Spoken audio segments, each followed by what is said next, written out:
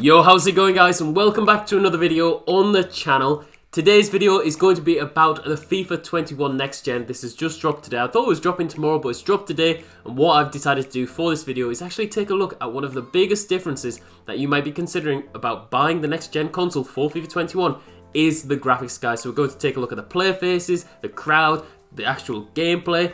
Hopefully you do enjoy it. If you do, smash like down below, subscribe for a lot more FIFA 21 content. And yeah, let's not waste any more time. Let's just get into it and let's take a look at the differences in this next gen gameplay. So both of these games are obviously played on the new Xbox. I have the Series S, and this gameplay here is from the new next gen FIFA 21, which has just been released today. And you can see one of the main differences already from previous FIFA 21, if you are playing on the old Xbox or if you're playing on the new Xbox, is the graphics. The graphics of the player faces, when they are close up, the player faces are absolutely fantastic, and it just felt like a real immersive experience. This is from kickoff, so you're getting a lot more of the graphics. It makes you feel like you're actually watching a football game, but the close-up of Neymar there, you can just tell it looks absolutely superb. This is the old-gen version of FIFA 21, and it just looks a bit gloomier. The players, I've noticed one huge thing, and it's the sharpness of the players. Now, you might like this, you might not. It looks like a lot of the players in the previous generation of FIFA 21 have been smoothed out, and they looked good last generation. They looked good. It's definitely a different feel. When I looked back on FIFA 21, on this gameplay in particular, I looked at it and I thought, you know what, Mane looks just like great. Salah looks great.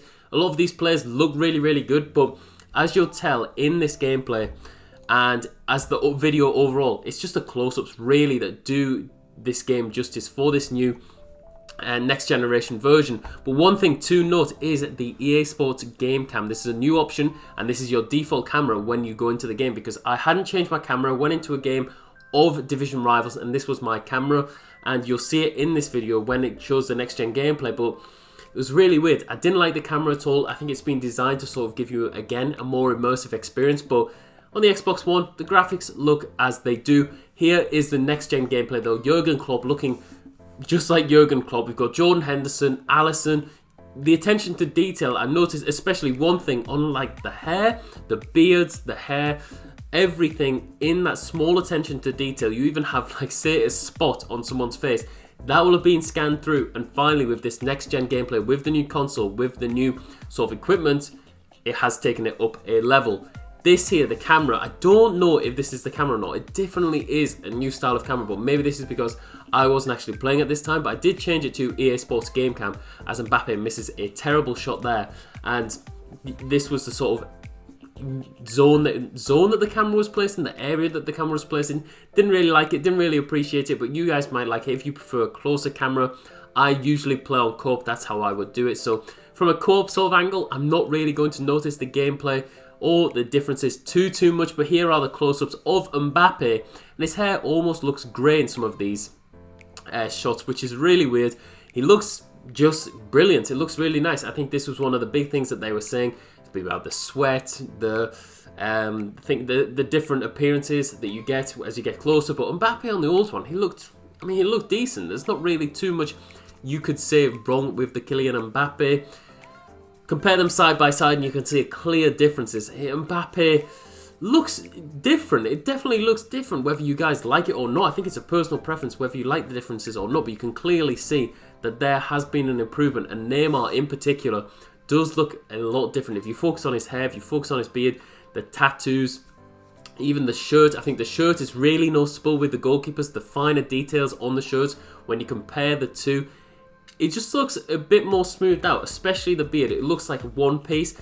Is this really something that will affect FIFA gameplay? For me, I play a lot of FIFA Ultimate Team, so these close-ups, things like that, don't really affect me. But if you play career mode, if you play pro career mode, where you play as one guy, these differences might really impact your decision. But I have to be honest, I've played some games of FIFA Ultimate Team this morning, and maybe we'll do another video on gameplay specifically.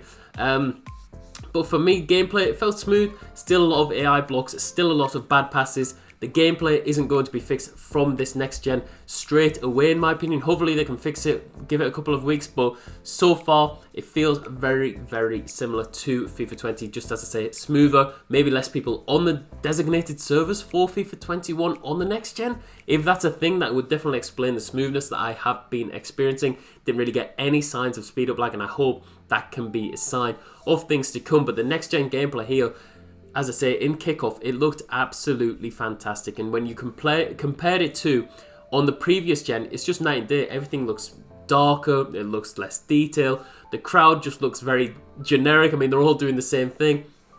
But yeah, are you getting the new generation of the consoles, guys? If you are getting it, I think for games like Call of Duty, Assassin's Creed, games where it's really going to tell the difference from the version on the old gen to the new gen, it probably is worthwhile. If you have the next gen already, then great, you will get to experience all of the differences that I did feel in the new gameplay.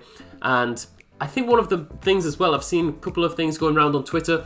There are celebrations with the managers, there are a bunch of different things which EA have added. The menus feel smoother. If you've played if you've played on the next gen console on FIFA 21, the menus already were fast. On this next gen version, menus are really, really fast. But one thing I've noticed straight away in the gameplay was the pitch. The pitch just felt brighter. Don't know why that is. I think that's one thing that they actually do in the Premier League, the broadcasters, to make it more appealing for people to actually watch. Maybe they've taken a note of that and decided to actually up the brightness of the game. And it was just, yeah, a brighter experience, which can affect gameplay. Not really, can it? But yeah, guys, that is my thoughts on the new FIFA 21 next gen version. What do you guys think of it if you have played it? And yeah, let me know down in the comments. Hopefully you guys enjoyed today's video. If you did, smash like down below. Subscribe for a lot more FIFA 21 content. I'll see you all in the next one.